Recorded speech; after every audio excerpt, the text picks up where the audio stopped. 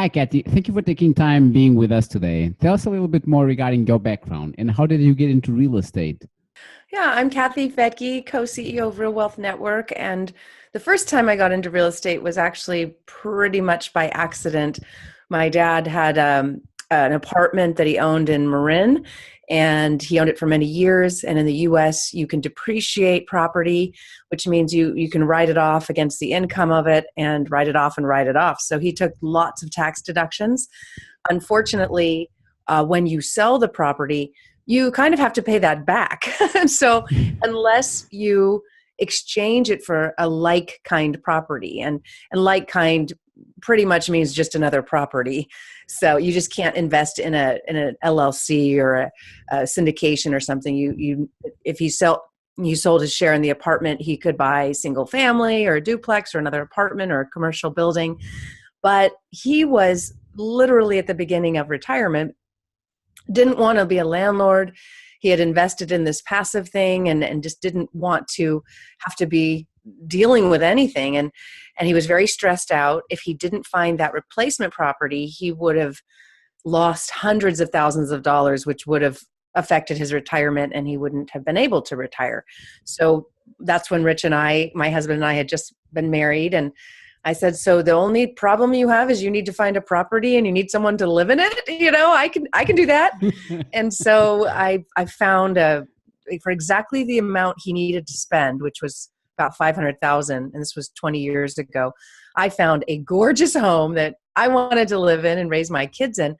But it was so big that even though it would never be something I could afford, we turned it into a fourplex because it had an in-law suite and it had another little business area. So we turned it into, not legally, but into a fourplex, and had 3 other families living there, and they had young children. So they call it today house hacking. Sure. But basically we lived in that house for almost nothing, renting out the other rooms. So those people paid for our share, and we never shared space. We all had our own kitchens and bathrooms and entrances. And so that's how I learned. And that house ended up going from 500,000 to over 1.8 million was the appraised value. And by then, the way it works in the US, when my father passed away, that house we inherited, and we had paid back the entire family trust, anything that they had put into it, and we ended up with the house. So that's how I got started. And from that one, how did you get your next one? Well, so then because we had made so much money just in that one house and from the rental income, and by then we kind of understood it, we were able to refinance, take some cash out, and buy more. But before all that happened, right at the beginning, when we were living in this gorgeous home, we had 2 kids. My husband's career was amazing. He had just written a book called Extreme Success, and he was being billed as the next Tony Robbins and traveling the country. Well, he noticed a freckle. He's a redhead. He's a redhead who was a bodybuilder and used to tan himself, fry himself before shows, which is not good. Okay. And he never believed me that that's not good. But anyway, it turned out he had melanoma, and the doctor just went to check this freckle. Turned out to be a very fast-moving cancer. He had it checked, and the doctor thought it had spread, and actually told my husband he had 6 months to live. So it was at that point that I thought, oh, what am I going to do? We went through all of our savings and our investments. Everything went towards medical bills. And so I needed to learn how to make passive income. I needed to learn how to invest because I still wanted to be a stay-at-home mom. And that's kind of how Real Wealth Network started. It was my quest to understand investing. But this quest, and I think this brings a lot of value to young, upcoming, struggling entrepreneurs. How everybody has a dream, and sometimes you have this struggle that you have to overcome. How did you solve this? What was the plan? How did you make it start working towards you? For me, first of all, what you think really is what you create. So one of the things that my husband did during this cancer scare is he actually went to a healer. This is very alternative. He went because I begged him to. He did the traditional stuff too, but the healer said, how much of you believes you're going to survive? And he said, 95%, but 5% that the doctor told me I was going to die is haunting me. And this healer looked at him and said, that 5% doubt is what's killing you. You need to have 100% belief that you are going to live and that you want to live. And he just said in that moment, he shifted. He was a motivational speaker, so he knew that anyway. But that's the way it is in any successful venture is you've got to have the tenacity to train your brain to be positive, to look for solution. And so, for me, that was the first thing after hearing this devastating news is, well, what do we do? And you're not going to just sit here and panic. So what I did is I had been in broadcasting for many years. I worked as a news writer in San Francisco. I had a radio show, and I thought, okay, I'll turn this radio show into a way for me to learn. And I just started learning and opening my mind to possibilities. I interviewed successful people over and over again. I still have that show, The Real Wealth Show, where I just interview successful people to tell me how they did it, because most people don't know. You usually hang out with people who are like you. And so if you want to be something else, you need to kind of bring in a new set of people, not let go of the people that you love, but Sure. also expand your network.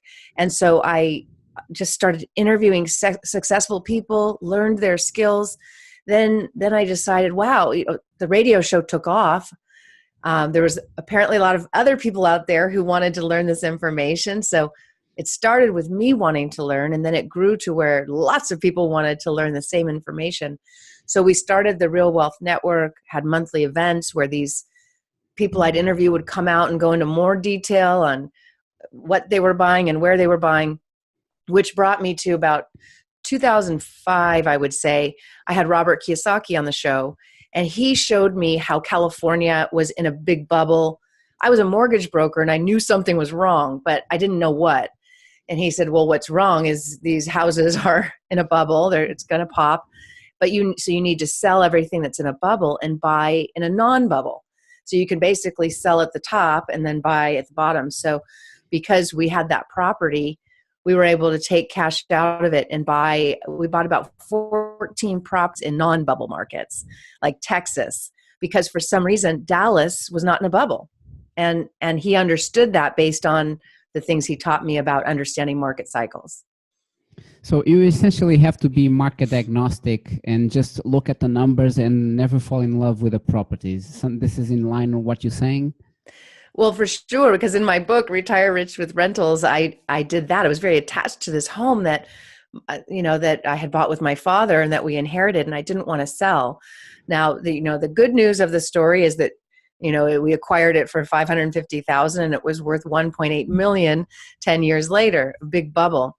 But so we did a cash out refinance, took the money out and bought all these really great properties in Texas. But the mistake I made is what you just said. I got attached to the property and we kept it. So once the bubble popped, that property was worth about $800,000. So it went down $1 million. Now, the good news is that we had bought a bunch of good properties in Texas, but we should have sold the home. And I knew that. And I was telling everybody else, look, you're in a bubble, sell your home.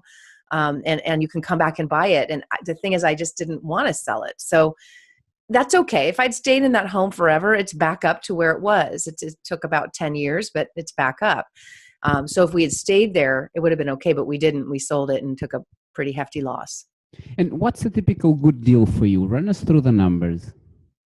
Sure. Well, today, it really just depends on what you're doing. So if you're looking for a rental property, then, we want to know, I personally want to know that there's cash flow, that it's a growing market, that there's job growth. These aren't jobs of the past. They're not an industry that's going to shut down like North Dakota and the gas, with the oil prices dropping. We want to know that there's diversification of employment. One of the mistakes I made is we bought in Boise, Idaho, because it was growing so quickly, but they didn't have enough diversification in employers. They had like 3. And during the recession, it went down to 1. Sure. So there's a lot of job losses and, we were stuck with houses there. So that was not the best move. So you want to see job growth, population growth. for me, I want to see a market that has at least 1 million people in it, because that means about half of those people will be your rental pool. And then I want to see areas that are investing in themselves. So I wouldn't go, I know a lot of people like to invest in places like Jackson, Mississippi. And I don't mean to pick on Jackson, but there's not a lot happening there. Whereas I would rather go to Cleveland. Again, Cleveland suffers from a bad reputation. It wasn't a great city to invest in before. But when you look at what that city is doing, investing billions of dollars into medical, into revitalizing the entire waterfront, it just makes sense. And you can still buy a house there for under $100,000, well below the US average. So you get cash flow today and probably appreciation. I mean, the homes we bought there have doubled in value just in the past few years. I'm not saying that would happen again, but that's what we look for in the buy and hold. This show is mainly focused about apartment buildings, and usually it's the C to B repositioning and having a cash flow property that when you do the value add, it makes sense to refinance and then sell it at a later date. But at this time, cap rates are getting a little bit compressed, and you're looking at, let's say, a 6.5 or 6.25, and the numbers don't make sense to acquire property. So what I would like to understand is, how do you guys look at this, since we are kind of reaching the top of the market right now?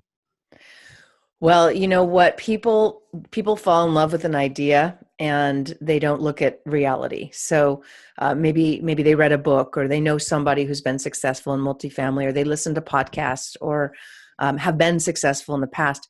Where we are today is in an environment where for the past 10 years, you would almost need to have been in, let's say past 8 years, you could have just been a complete idiot and made money, but a lot of people think that it was them, when in fact it was probably the rising tides and them.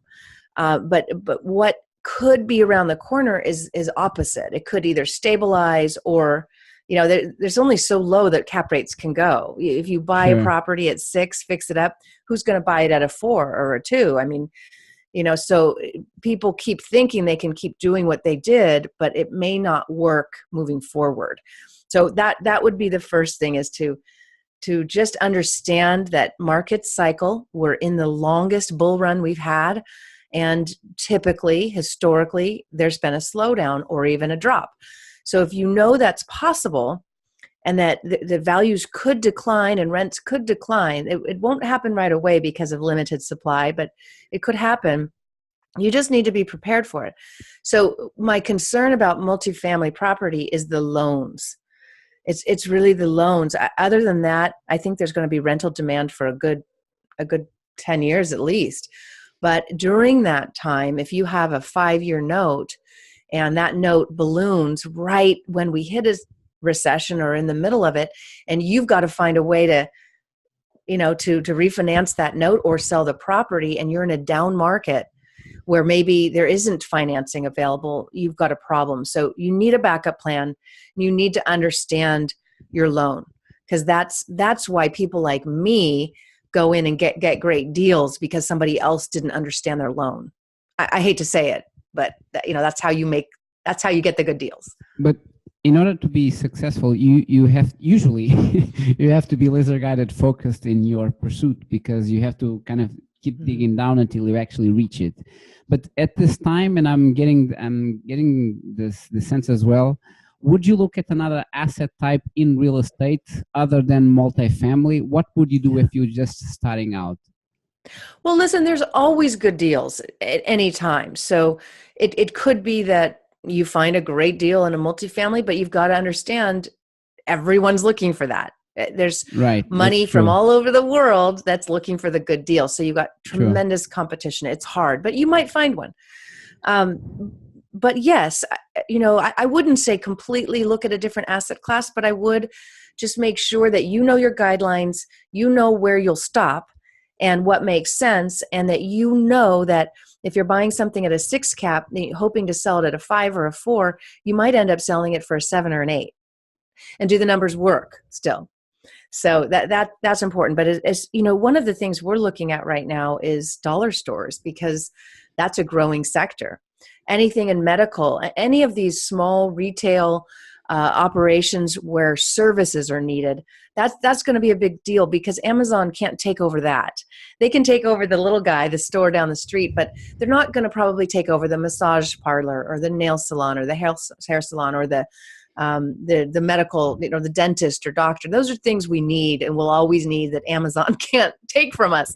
So, Sure. I've met a lot of people who are buying the little old dilapidated retail centers and fixing those up for services that can't be outsourced. So that's good. Of course, the medical industry with 10,000 people turning 65 every day. I'm seeing a lot of people look into senior housing. There is a bit of a glut right now because a lot of people are, investing in senior housing. So you've got to be careful about what you do and where you do it. But, that's going to be a growing sector. And building out the apartment or the commercial building is a great opportunity today. We actually bought a one cap in Mountain View, California, across from Google. And what are you going to do with that, right? But we bought it because it was about 200 units, and it literally is walking distance from the Google headquarters and really hot part of town. It was 200 units with a lot of land, a lot of parkland. And unfortunately, we are there's not going to be parkland on that property anymore. We have approval from the city to turn the 200 units into 800. So that's how we're going to make that work. We're increasing density 4 times. But to just buy a one, it's that wouldn't make sense otherwise. Another thing we're doing is we got some land in Reno, Nevada, another huge growing market, lots of tech companies going there. And we'll be building an apartment there where the numbers work. But otherwise, it's almost impossible to find something where the numbers work in Reno, in any growing market for that matter. But what you're saying makes sense because if interest rates are low, there's lots of demand and not enough supply. So the key here is looking for good opportunities in sub-markets. Is this what you're saying? Like I said, you just need to be good at whatever you do. So, my team, I partnered with a developer who understands the San Francisco Bay Area and has been through lots of ups and downs. So he knows what can happen. So he's very conservative. Again, you might think, why would buying a one cap be conservative? Well, it's because I'm working with a developer who knows how to redevelop that apartment and turn it into 800 units.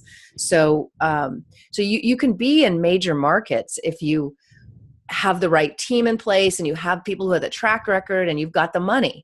Now in this deal, a big institutional investor came in and they're funding it. So there's risk there. There's risk anytime you take on financing. It's just that the risk isn't massive because there's so much need for housing in the San Francisco Bay Area. But if you do go into a smaller market, again, you just need to make sure that the demand is there. We're seeing a lot of builders go in and do this build to rent model where they're doing like a horizontal apartment type thing where they're building little tiny homes basically that are for rent only. And that's cool, I guess, but it's got to be managed like an apartment. And as more and more of these things come online, how will that affect the apartment industry? So once again, you can't look at what was. You have to look at what's coming. What are people building? What are the permits that are in place and the plans for the city? I'll take Atlanta, for example. Atlanta's a good market, but it's become fairly expensive. But the city is now investing in the Beltline, which is kind of like the High Line in New York City. They're taking the train tracks and around the city and turning it into just this beautiful parkland. And a lot of typically areas near train tracks have not been good areas.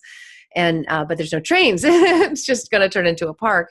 So here's an opportunity to go in a pretty big market where the numbers don't work. But if you can get ahead of what the planning commission's doing, find out the path of progress, you might be able to make some money. But I would make sure you have reserves, really a lot of reserves set aside, and probably not here in the U.S. and not in the U.S. dollar. I would have those reserves in something else other than the dollar in case there is a massive market crash. The whole purpose of this podcast is to help European entrepreneurs and investors to get into real estate in the U.S.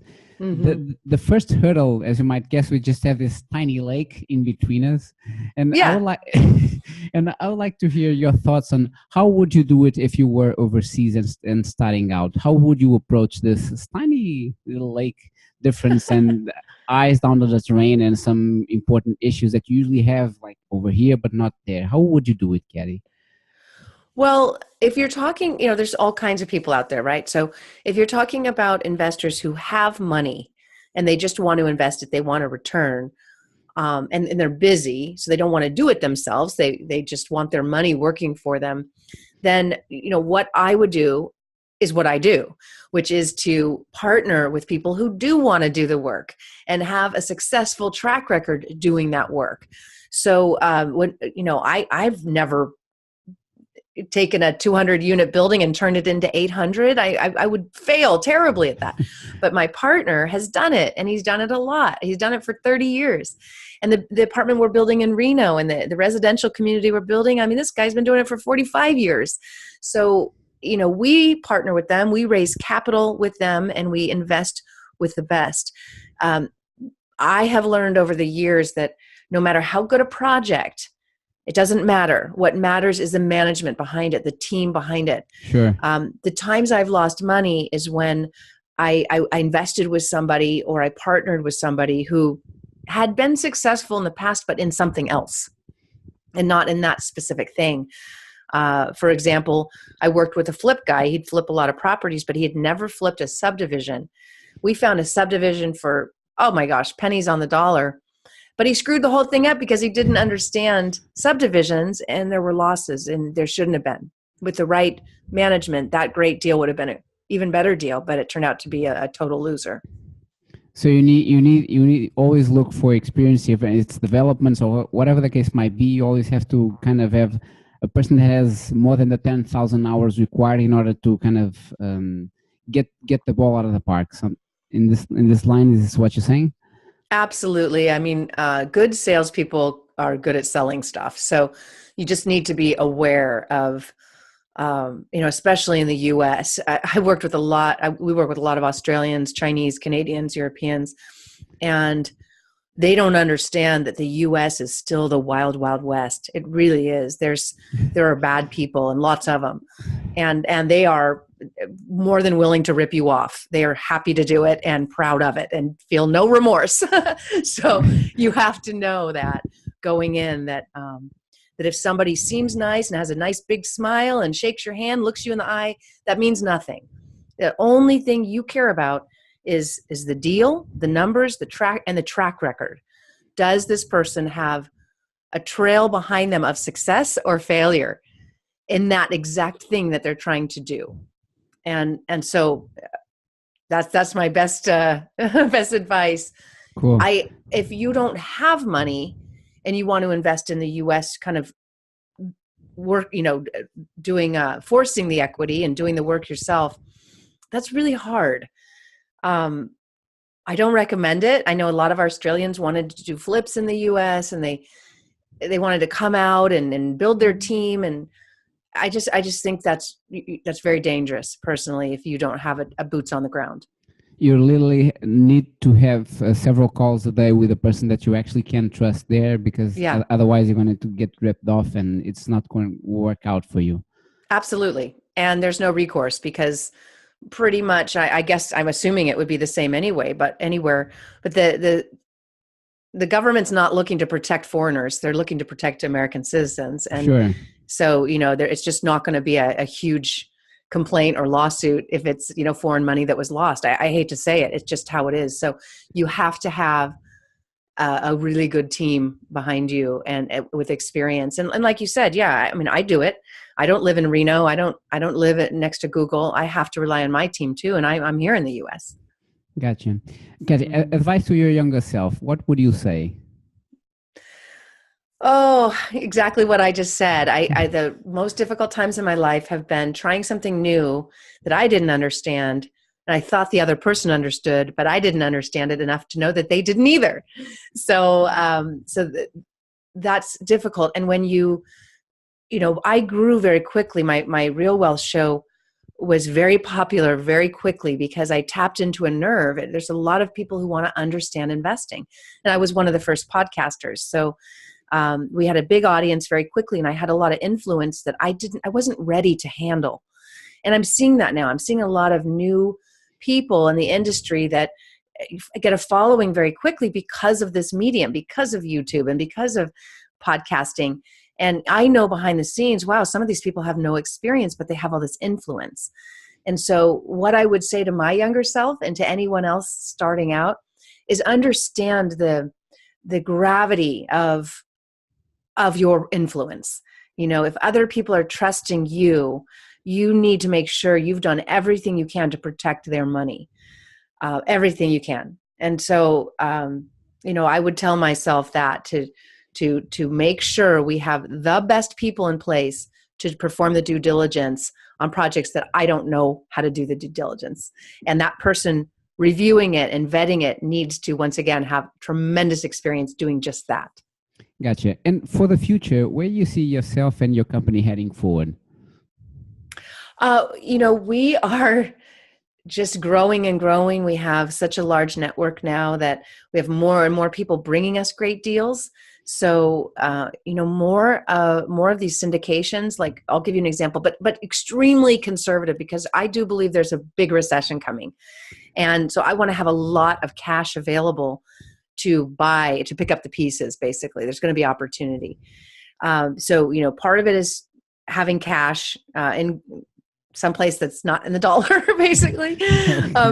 But also having deals that you just couldn't lose on no matter what. So, everything has risk, right? But we bought property. We bought, I don't know, about 200 and something lots in Reno from some builders who got into a bad loan. It's like I said, they got into a hard money loan. That hard money loan came due, and these guys had to sell or they would lose everything. So they sold to us. It was a fire sale. We got an amazing deal on the land in a rising market. So that's why I'm so cautious about loans. So we bought the land, we re-entitled it, and we just started building it out. And then we sold half of it. We're in the process of selling about 2/3 of it, actually, for what we paid for the whole thing. So now we own the remaining lots free and clear, 88 of them. And we're not getting into any debt at all. We're just using the sale of each property to finance the build out. So that, if there was a total recession, the investors will be just fine. Those are the things you need to look at, is not getting over leveraged, not too high a debt, understanding that in a down market, even if you have a great project, there may be no liquidity. There may be banks that have no money to give you. That's what happened in 2008. There was no money. So you might have a great project and need the money to finish it off and not be able to get it. So those are the things you need to consider. Make sure that every decision you make is a one of caution. And that's what we're doing and will continue to do. We'll continue to find great returns for investors that are super safe. I like to tell the story because it relates. One day I was just strolling around in the garden, just happened to be there sitting down. It was Portugal's richest man. He's still alive. He's a billionaire. It's kind of like Walmart, but here in Portugal. And I just presented myself. I said, "Would you like to invest with me?" He started laughing. He said, "No, but I would like to hear more about you." So we started a conversation, and he gave me wonderful advice. It was a wonderful conversation. And the two things that he told me that was kind of struck me the most was, in business, it doesn't like revenue like this. It's something really sustainable that you can keep track and rely on. And the second thing that he told me was, whatever you are in life, no matter the amount of capital that you might have, you always are looking for sustainable steps. So let's say like you start with 100K, you only invest like 20. So you're never in a way that kind of you invest like the full 9 yards. That's always a really bad idea. So I really like that advice. Regarding books, because I'm a bookworm and I read like an insane person. Besides your own, tell us some of your favorite books other than your own. Well, from a mindset perspective, I think the Science of Getting Rich was a life changer for me. It was a really good book. My husband's book, Extreme Success, is really good because it sounds like the typical male drive the fast car and have the hot girl and all that.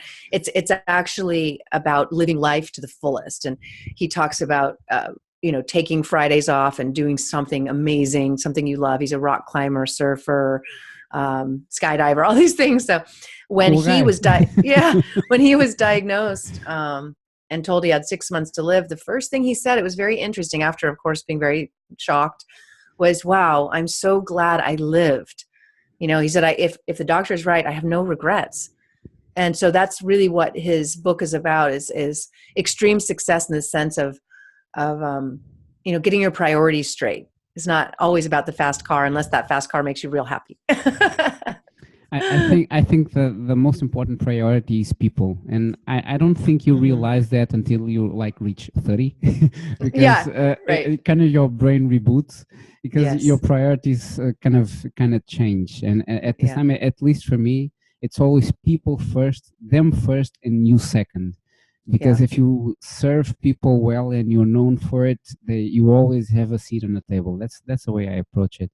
So, Kathy, regarding we covered a lot. Where can people get a hold of you if they have any further questions?